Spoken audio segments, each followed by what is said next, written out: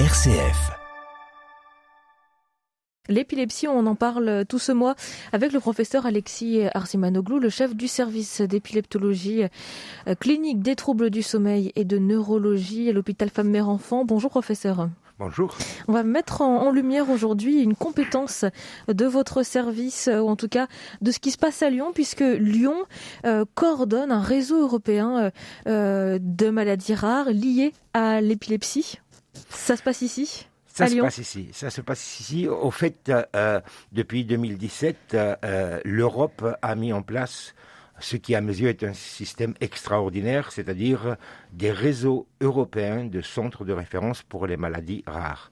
Ceci a créé une énorme dynamique entre les équipes. Et là, je ne parle pas que de l'épilepsie. Il y a 27 réseaux en fonction des maladies. Il y a pour le cancer, il y a pour les maladies rénales, il y a pour toutes les pathologies, les grandes catégories. Pour les maladies neurologiques autres que l'épilepsie. Alors après, oui, en effet, le réseau pour les épilepsies rares, il inclut aujourd'hui 43 services hospitaliers à travers l'Europe et il est coordonné par les Hospices civils de Lyon et par moi-même, ce qui nous permet en effet d'avoir une plus large vision de ce qui se passe dans les autres pays d'Europe et surtout de créer une dynamique sur la prise en charge de ces différentes formes d'épilepsie. Alors en quoi ça consiste ? Le réseau lui-même ne voit pas des patients directement, mais si par exemple un patient est suivi dans un hôpital périphérique, pour une raison ou pour une autre, il demande un avis à mon service. Nous, on examine le patient, on fait le bilan, mais on n'y arrive pas. On peut très bien, à ce moment-là, s'adresser au réseau lui-même, et le réseau a des réunions hebdomadaires de discussion de dossiers qui sont virtuelles. Ah, c'est dense, c'est très dense.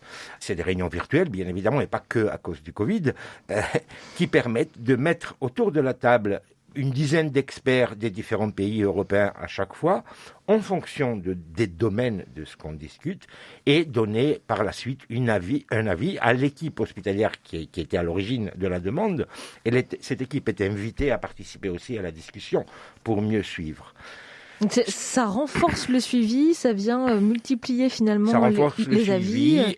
Et surtout, ça nous conforte à une position qui est très forte, c'est qu'aujourd'hui, si on veut faire de la bonne médecine, on ne pourra pas la faire en dehors de l'Europe.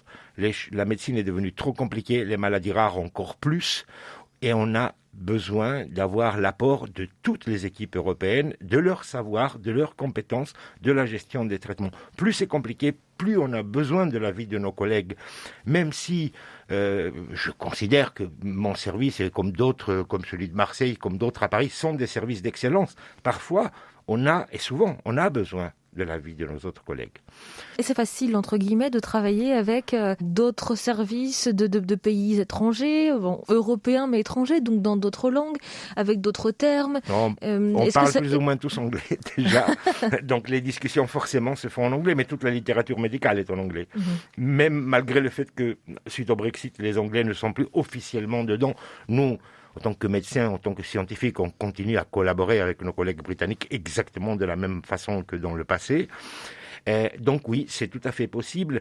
Je dirais même que ça aide chacun de nous dans sa recherche de nouveaux traitements, de nouveaux diagnostics, de comprendre les différentes maladies épileptiques dans notre cas, mais aussi pour les autres maladies rares. Et après, ces réseaux européens ont quand même eu des effets collatéraux très positifs aussi. Par exemple, il y a aujourd'hui tous les mois, au moins 2 webinars, comme on les appelle, qui sont des émissions d'1 heure pratiquement, où 1 ou 2 experts vont donner des informations sur l'état de l'art d'une maladie rare, d'une forme d'épilepsie rare, et ces sessions-là sont ouvertes à tout le monde, qu'il soit en Europe, elles s'adressent aux médecins, mais qu'il soit en Europe ou dans un autre pays du monde, pour diffuser le savoir, pour faire les connaissances.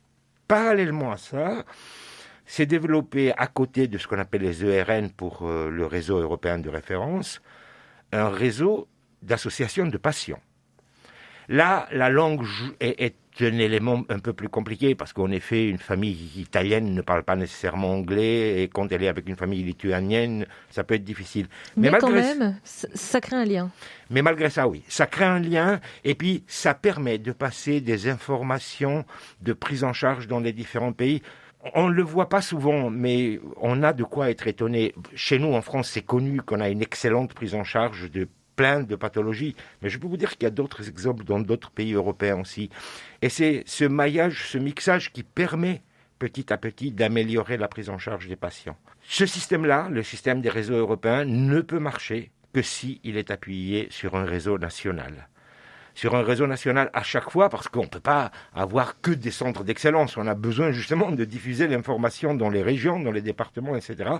Et là, je tiens encore une fois à saluer le soutien qu'on a toujours eu par le ministère de la Santé. Le ministère de la Santé en France, contrairement à d'autres pays, est un des rares qui soutient les réseaux des maladies rares depuis longtemps, qui permet leur développement et qui soit coordinateur pour l'épilepsie, comme c'est notre cas ici à Lyon, mais même pour les autres maladies où on n'a pas la coordination, parce qu'elle appartient à un autre pays, ce qui est tout à fait normal d'ailleurs. Merci beaucoup d'avoir choisi de mettre en lumière ce réseau européen maladies rares qui est coordonné depuis Lyon pour les maladies épileptiques. Merci beaucoup, professeur Alexis Arsimanoglu. Vous êtes le chef du service d'épileptologie clinique, des troubles du sommeil et de neurologie à l'hôpital Femmes-Mères-Enfants. On peut retrouver en podcast l'intégralité de vos interventions. Merci à vous. Merci.